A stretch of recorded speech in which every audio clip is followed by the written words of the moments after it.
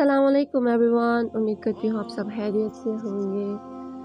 Video को start करने से पहले मैं आप सबसे गुजारिश करूँगी कि प्लीज़ मेरे चैनल को सब्सक्राइब करें, लाइक करें और शेयर करें। दोस्तों तो स्टार्ट करते हैं। हमने जो कल की वीडियो थी उसमें हमने आयात मुबारका 69 और 70 और 71 to 74 का हमने बयान नहीं किया था मफ़हूम। दोस्तों आयत नंबर 69 और 70 में नबी पाक सल्लल्लाहु अलैहि वसल्लम की नबूवत पर एक दलील दी गई है और रसूल पाक सल्लल्लाहु अलैहि वसल्लम से ये खिताब है कि आप इन काफिरों से कह दीजिए कि आलम बला में जो कुछ पैसे होती हैं मुझे उनका कतन कुछ इल्म नहीं होता, सिर्फ इस बात का इल्म होता है जो मुझ पर वही की जाती है और मैं चूँकि लोगों को उनके अंजाम से खबरदार करने वाला हूँ, लिहाजा मुझे सिर्फ उन्हीं बैसों के मुतल्लिक़ वही की जाती है जिनका ताल्लुक़ इंसानों की हदायत से होता है। दोस्तों आयत नंबर 71 और 74 इन दो आयात मुबारका में हज़रत आदम अलैहिस्सलाम की तहलीक और फरिश्तों को उनके लिए सजदा ताज़ीम करने का हुक्म दिया गया है। जब फरिश्तों ने अल्लाह का हुक्म सुना तो सब ने आदम अलैहिस्सलाम को सजदा ताज़ीम किया, मगर इब्लीस ने सजदा ना किया, इसने तकब्बर किया, अल्लाह के हुक्म की नफरमानी की और काफिरों में से हो गया। सूरह सा में मजमूई तौर पर 7वीं मरतबा किस्सा आदम और इब्लीस बयान हुआ है। एक वाक़या बार बार बयान करने की इस अमल को अलूम कुरानी की रूह से तसरीफ़ आयात कहते हैं। दोस्तों इसी के साथ हम अगली आयात का तर्जुमा स्टार्ट करते हैं। आयत नंबर 75। अल्लाह ताला ने फरमाया, ए इब्लीस, तुझे इसे सजदा करने से किस चीज़ ने रोका जिसे मैंने अपने हाथों से पैदा किया। ये भी इंसान के शर्फ व अज़मत के इजहार ही के लिए फरमाया, वरना हर चीज़ का खालिक अल्लाह ही है। क्या तू कुछ घमंड में आ गया है या तू बड़े दर्जे वालों में से है। तर्जुमा 76 आयात का। इसने जवाब दिया कि मैं इससे बेहतर हूँ, तूने मुझे आग से बनाया और इसे मिट्टी से बनाया। यानी शैतान ने अपने ज़म फासद में ये समझा कि आग का अंसर मिट्टी के अंसर से बेहतर है, हालांकि हम जिन्स या करीब करीब एक दर्जे में।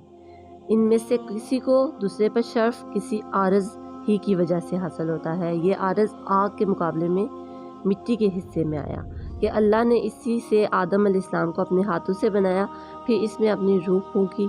इस लिहाज से मिट्टी ही को आग के मुकाबले में शर्फ व अज़मत हासिल है। अलावा से आग का काम जलाकर हकस्तरा कर देना है, जबकि मिट्टी इसके बरक्स अनवा व इकसाम की पैदावार और गज़ा है। आयत नंबर 77 का तर्जुमा है, अरशाद हुआ कि तू यहाँ से निकल जा तो मरदूद हुआ और तुझ पर क़यामत के दिन तक मेरी लानत और फटकार है। 78 का तर्जुमा है। 75 से लेके 78 तक आयात मुबारका में अल्लाह ताला ने दोस्तों इब्लीस से पूछा कि तुमने आदम को क्यों सजदा नहीं किया जिसे मैंने अपने हाथों से और दस्ते कुदरत से पैदा किया। क्या तूने तकब्बर और गुरूर का इज़हार किया? तूने मेरा हुक्म क्यों नहीं माना? इब्लीस ने जवाब दिया, मैं आदम को सजदा क्यों करता, मैं उससे बेहतर और अफजल हूँ। तूने मुझे आग से पैदा किया और उसे मिट्टी के गारे से। आग मिट्टी से अफजल है। इस पर अल्लाह ताला ने फरमाया, तू इस जगह से निकल जा, दूर हो जा, तू मरदूद है क़यामत तक के लिए, बल्कि हमेशा के लिए। आखिरत में भी तुझ पर बड़ी लानत, यानी क़यामत तक तू, अल्लाह, उसके फरिश्ते, तमाम इंसान, हाँ तक कि इब्लीस की पैरवी करने वाले भी इस पर लानत करते रहेंगे। फिर इसके बाद हमेशा हमेशा के लिए इब्लीस और उसके लश्कर को अजाब में मुब्तला रखा जाएगा। आगे तर्जुमा करते हैं आयत नंबर 79 का। कहने लगा, मेरे रब मुझे लोगों के उठ खड़े हुए के दिन तक मोहलत दे।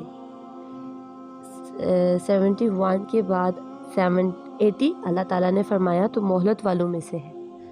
81 का तर्जुमा है, मुतय्यन वक्त के दिन तक।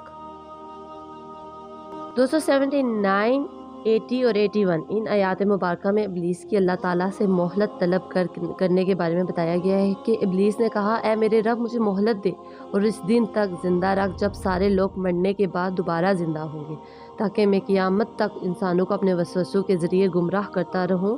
अल्लाह ताला ने फरमाया, जाओ, तुझे क़यामत के मुकर्रर वक्त तक के लिए मोहलत दी गई, इसके बाद तू मरेगा और जहन्नम में जाएगा।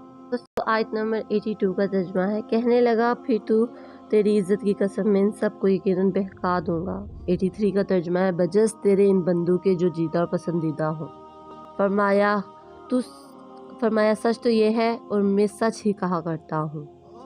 108 आयत नंबर 82 और 83 में बताया गया है कि क़यामत तक जिंदा रहने की मोहलत पाकर इब्लीस बोला, ऐ मेरे रब, तेरी इज्जत की कसम, मैं तेरे मोहलस बंदू के सिवा बाकी तमाम इंसानों को गुमराह करके रहूँगा। जो मुखलिस होंगे, ज़ाहिर सी बात है वो अल्लाह ताला पर यकीन और कामल रखते होंगे, वो उनको पता होगा कि शैतान के बहकावे में नहीं आना। दोस्तों, लाइल्मी का इतराफ़ कर लेना भी आलम होने की दलील है। जो शख्स कोई बात जानता हो तो उसे बयान करे, और अगर ना जानता हो तो कह दे कि अल्लाह ही बेहतर जानता है, क्योंकि ऐसा कहना भी कमाल इल्म की दलील है। तो दोस्तों स्टार्ट करते हैं आयत नंबर 85 कि तुझसे और तेरे मानने वालों से भी जहन्नम को भर दूंगा। कह दीजिए कि मैं तुमसे इस पर कोई बदला तलब नहीं करता और ना मैं तकल्लुफ़ करने वालों में से हूँ। इस दावत व तबलीग से मेरा मकसद सिर्फ इम्तिसाल इमरा इलाही है, दुनिया कमाना नहीं। यानी अपनी तरफ से गुड़ कर अल्लाह ताला की तरफ ऐसी बात मंसूब कर दूँ जो उसने ना कही हो, या मैं तुम्हें ऐसी बात की तरफ दावत दूँ जिसका हुक्म अल्लाह ने मुझे ना दिया हो, बल्कि कोई कमी पेशी किए बगैर अल्लाह के काम तुम तक पहुँचा रहा हो। हज़रत अब्दुल्ला बिन मसूद फरमाते थे, जिसको किसी बात का इल्म ना हो उसकी बाबत उसे कह देना चाहिए, अल्लाह इल्म, ये कहना भी इल्म ही है। इसलिए कि अल्लाह ने अपने पैगम्बर को कहा, फरमा दीजिए, वमा अना मिनल मुतकल्लिफीन। इब्ने कसर अलावज़े इससे आम मामलात ज़िंदगी में भी तकल्लुफ़ और तसना से इज्तनाब का हुक्म मालूम होता है। जैसे नबी करीम सल्लल्लाहु अलैहि वसल्लम ने फरमाया, हमें तकलीफ़ से मना किया गया है। सुलेमान रज़ियल्लाहु अन्हा कहते हैं, मैं रसूल करीम